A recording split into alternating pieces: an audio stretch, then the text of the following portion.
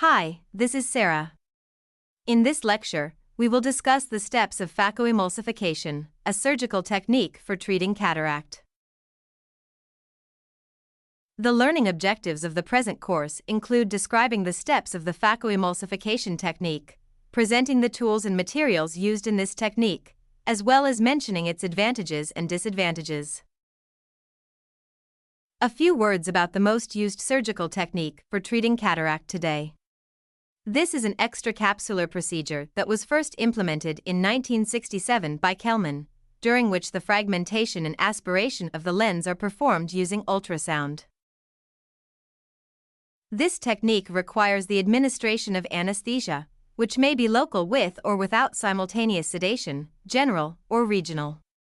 Local anesthesia is given as drops or gel, sometimes with supplemental injection of anesthetic at an appropriate concentration into the anterior chamber may also be performed. In fact, there are commercially available formulations that combine anesthetic and viscoelastic. This method of anesthesia provides relatively adequate analgesia, although its effectiveness is inferior to that of other anesthesia methods. General anesthesia is given to patients who are unsuitable for other types of anesthesia, such as minors, psychiatric patients, and patients with dementia or tremor.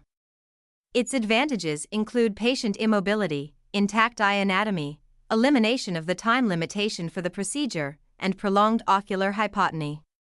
However, the likelihood of postoperative complications, such as hypertension, is increased, as is the cost. Once anesthesia is administered, antisepsis of the area around the ocular cavity is performed, followed by the application of a sterile surgical field and eyelid speculum, along with washing the anterior surface and the eyelid fornices with diluted povidone iodine. Once anesthesia is administered, antisepsis of the area around the ocular cavity is performed, followed by the application of a sterile surgical field and eyelid speculum, along with washing the anterior surface and the eyelid fornices with diluted povidone iodine. Next, we proceed to the incisions. In phacoemulsification, one main incision and one or two lateral auxiliary incisions, side ports, are needed. The main incision should be stable and watertight to reduce the risk of postoperative complications, such as athalemia and endophthalmitis. Its length should facilitate manipulation in the anterior chamber while ensuring safe closure at the end of the procedure.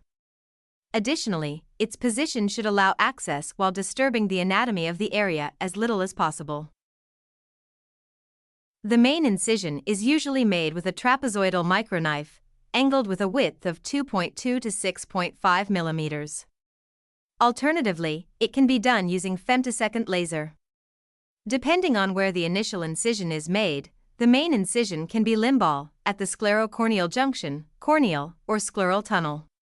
In limbal incisions, the initial incision is made tangentially at the sclerocorneal junction, followed by a vertical incision into the cornea at a slight angle towards the anterior chamber.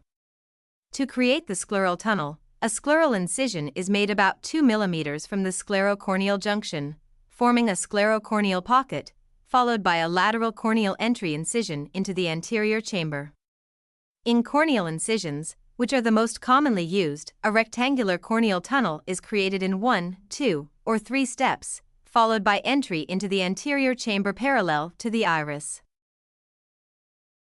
The slide shows diagrammatically the corneal incisions in 2 and 3 steps.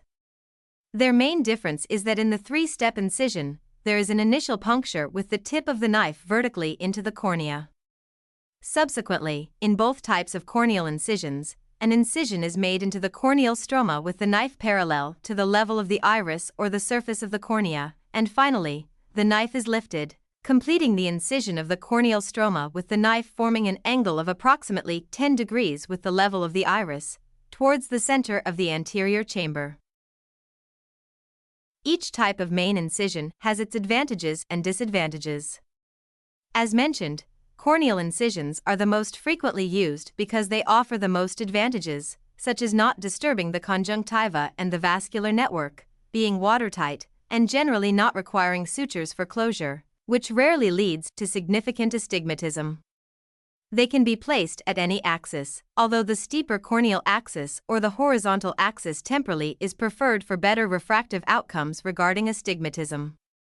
However, they are technically challenging, with a steep learning curve and an increased risk of complications if not performed correctly. Limbal incisions represent a relatively good alternative as they do not disturb the cornea and allow the surgeon to switch from phacoemulsification to ACSC if necessary.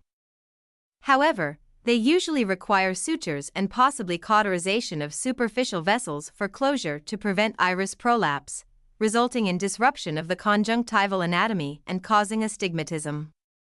Finally, scleral tunnels are watertight and rarely cause astigmatism, but they are technically difficult to perform and have nearly all the disadvantages of the other two types of incisions.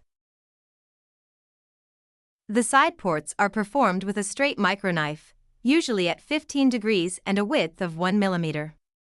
Alternatively, femtosecond laser may be used. These are small corneal incisions made 30 to 45 degrees away from the main incision in the anterior chamber, parallel to the level of the iris or with a slight downward tilt. They are used for injecting dye, viscoelastic, or medications, during lens manipulation and in cases of bimanual irrigation aspiration of the lens cortex. After making the necessary incisions, to maintain the anterior chamber, we can use either a maintainer that provides continuous fluid infusion or a high-viscosity material to stabilize the ocular tissues during the procedure, such as viscoelastic. There are various types of viscoelastics, all sharing characteristics like clarity, ease of injection due to pseudoelasticity, and common composition from hyaluronic acid, but differing in molecular weight, concentration, and chain size. The two main categories of viscoelastics are cohesive and dispersive, which serve different stages of phacoemulsification due to their varying characteristics. Cohesive viscoelastics have high molecular weight and high viscosity, helping stabilize the lens nucleus and flap during capsulorhexis, increase the volume of the anterior chamber, exert pressure towards the vitreous, and form the bag for easier insertion of the intraocular lens. Additionally, rinsing them out after the insertion of the intraocular lens is very easy. In contrast, dispersive viscoelastics have low viscosity and low cohesiveness, easily breaking down after injection, maintaining the anterior chamber, while adhering to tissues and helping protect them during nucleus chopping and irrigation aspiration. There are also viscoelastics on the market with characteristics of both cohesive and dispersive types, which can be used at all stages of phacoemulsification. To gain access to the lens, continuous opening of the anterior capsule, capsulorhexis, is required using a special tool, capsulotome or cystotome, special forceps, or femtosecond laser. There are four main variations of capsulorhexis: can opener, envelope or linear, Christmas tree, and continuous circular capsulorhexis, which is the most commonly used, as it reduces the risk of rupture of the anterior or posterior capsule, and allows the application of various chopping and aspiration techniques for the nucleus. Ideally, capsulorhexis should be centrally located, symmetrical, and have a diameter of 5 to 6 mm. When not using femtosecond laser, it is performed by lifting the anterior capsule with a cystotome or capsulorhexis forceps and rotating the flap, as shown in the image, following good flattening of the anterior capsule with viscoelastic. When a cystotome is used, a linear incision of the anterior capsule measuring 2 to 3 mm is typically made first. After completing the capsulorhexis, the next step is to separate the lens from the capsule. For this purpose, fluid is injected between the capsule and the peripheral cortex of the lens. This results in the relaxation of the lens nucleus from its capsulorhexis connections, making mobilization possible. Indicators of successful hydrodissection include a reduction in anterior chamber volume and free rotation of the nucleus.